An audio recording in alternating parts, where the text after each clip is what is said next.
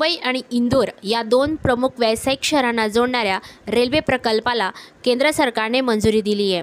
309 किलोमीटरचा हा रेल्वे मार्ग आहे। या रेल्वे मार्गावर 30 नवीन स्थानके बांधली जाणार आहेत। 18,036 कोटी रुपयांचा हा प्रकल्प आहे।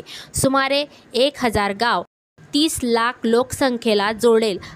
पहा या विषयाचा खास रिपोर्ट।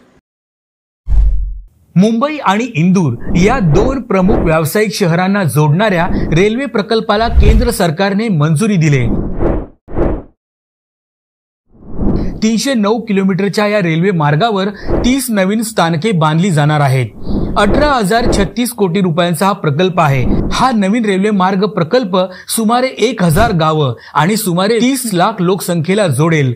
2028 ते 2029 पर्यंत हा प्रकल्प पूर्ण करण्याचं उद्दिष्ट आहे। महाराष्ट्र आणि मध्य प्रदेशच्या 6 जिल्ह्यांचा या रेल्वे प्रकल्पात समावेश आहे। इंदूर आणि मनमाड दरम्यान हा प्रस्तावित रेल्वे मार्ग थेट संपर्क सुविधा प्रदान करेल।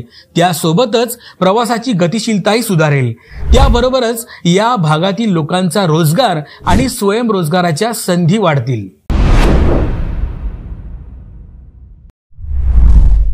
मुंबई आणि इंदूर या दोन प्रमुख व्यावसायिक शहरांना जोडणाऱ्या रेल्वे प्रकल्पाला केंद्र सरकारने मंजुरी दिली।